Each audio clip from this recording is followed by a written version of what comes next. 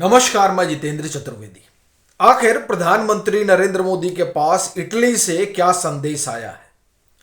दूसरा, 10 जनपद पे इतनी हलचल क्यों है? यह क्यों कहा जा रहा है कि सोनिया गांधी का संकट बहुत बढ़ गया है?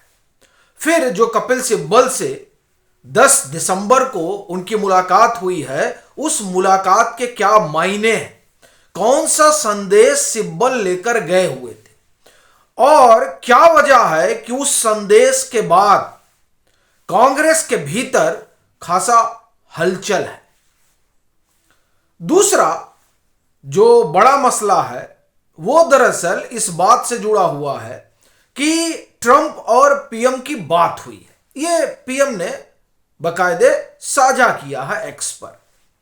यह बात जो है फोन पर एक ऐसे समय में हो रही है जब व्लादिमीर पुतिन भारत आए हुए थे और फिर इसी दरमियान पीएम की नेतन्याहू से बात होती है।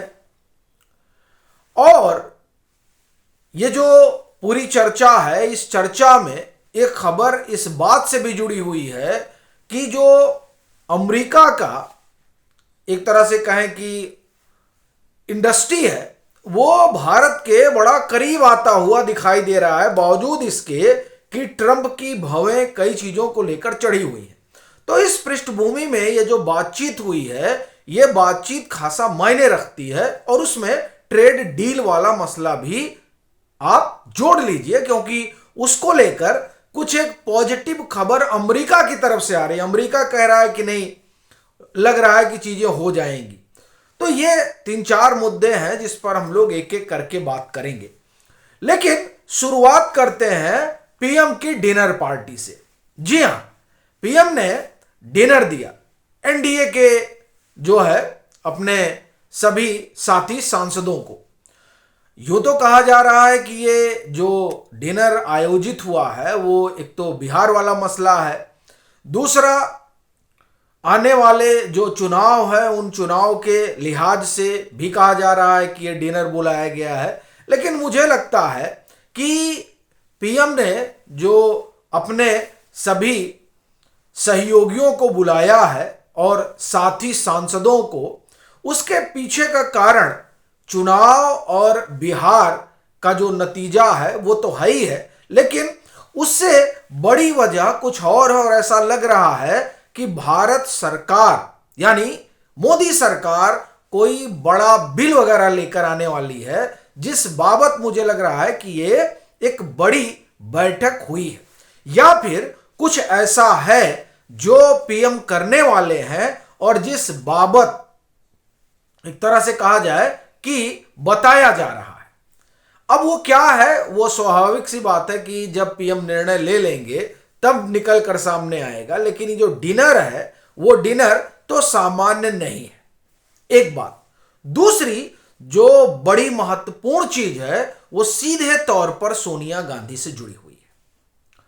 देखिए, सोनिया गांधी से 10 तारीख को कपिल सिब्बल मिलने जाते हैं। अब ये देखिए, ये मुलाकात असाधारण है, क्योंकि देखिए वो तो कांग्रेस छोड़ चुके हैं और सपा के समर्थन से राज्यसभा में है, यानी कुछ है जो गांधी परिवार को लेकर होने जा रहा है। सरकार कोई बड़ा खुलासा करने जा रही है और वो खुलासा सीधे तौर पर सोनिया गांधी, राहुल गांधी से जुड़ा हुआ है और उस खुलासे के बाद इनका संकट बढ़ सकता है। क्या वो खुलासा नेशनल हेराल्ड से जुड़ा हुआ है या फिर मामला उस नागरिकता और मतदाता सूची में नाम वाले से है जिसमें सोनिया गांधी के लिए मामला गंभीर होने जा रहा है? देखिए, 2 ही चीजें हैं जिसकी वजह से कपिल सिब्बल मिले हैं। क्योंकि देखिए, कपिल सिब्बल बड़े वकील हैं और नेशनल हेराल्ड का मामला अब फंसता जा रहा है। नई एफआईआर जो हुई है, इकोनॉमिक विंग ने की है, उसने इनके समस्या को बढ़ाया है और चर्चा यह है कि कुछ और दस्तावेज सरकार को मिले हैं नेशनल हेराल्ड से जुड़े हुए मसले में, और कुछ और प्रॉपर्टी है जिसकी भनक सरकार को लगी है, और वो संभवतः इन लोगों के लिए एक बड़ी समस्या बन सकती है। और दूसरा जो कारण बताया जा रहा है, जिसकी चर्चा है दिल्ली के राजनीतिक गलियारों में, वो ये कि ये जो पूरा नागरिकता वाला मसला है, सोनिया गांधी 83 में नागरिक होती हैं, उससे पहले मतदाता सूची में उनका नाम आ जाता है, वो इनके लिए बड़ी समस्या खड़ा करने जा रहा है। उसमें देखिए जेल तक हो सकती है, क्योंकि ये मामला फ्रॉड का बन जाएगा। क्योंकि जब अगर मतदाता सूची में नाम है नागरिक बनने से पहले, तो यानी कुछ फैब्रिकेटेड डॉक्यूमेंट लगे होंगे। तो ये दो चीजें हैं जिसकी वजह से सिब्बल से जो कहें कि सिब्बल की जो सोनिया गांधी से मुलाकात हुई है, वो मुलाकात बड़ी गंभीर हो जाती है। अब एक बात जिसकी हमने चर्चा की कि इटली से संदेश, तो इटली से संदेश जो पीएम को आया है, वो देखिए उससे तो धड़कनें बढ़ती हैं कांग्रेस में, क्योंकि इटली से जुड़ा हुआ एक मामला है जो सीधे तौर पर आप कहें कि अगस्ता वेस्टलैंड वाला है। यह चर्चा समय समय पर होती रही है कि पीएम को जुलाई 2024 में जब वो इटली गए हुए थे, तो उनके साथ कुछ दस्तावेज साझा किए गए, और वो दस्तावेज उस अगस्ता से जुड़े हुए हैं जिसकी छानबीन भारत सरकार कर रही है, और जिस मसले में कई सारी धरपकड़ हुई, ईडी ने आप एक तरह से लंबी पूछताछ की, उस पूछताछ में बहुत सारी चीजें निकल कर आई, कई सारी शेल कंपनियों के नाम आए, कई तरह के लेन देन निकल कर सामने आए। लेकिन वो जो एक आप कहें कि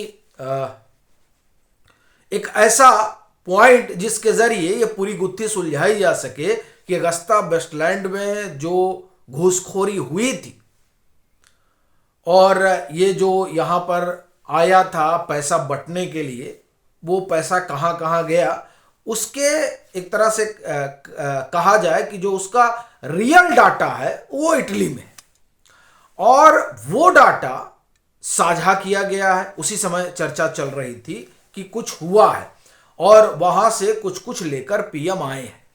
अब वो कब खुलेगा, ये अपने आप में एक बड़ा जो है आप कहें कि रहस्यमयी सवाल है। लेकिन ये जो संदेश है, ये संदेश जो इटली से आया है, उस संदेश का तो एक तरह से कहा जाए कि पीएम की इटली यात्रा से जुड़ा हुआ है, बुलाया गया है उनको, न्योता भेजा गया है। अब ये जो न्योता है, क्या इस न्योते का भी कोई लेना देना है उन फाइलों से, ये अपने आप में एक सवाल है। लेकिन बड़ी चीज ये है कि इटली में कई सारे रहस्य हैं जो परेशान कर सकते हैं भारत में कुछ बड़े नामों को।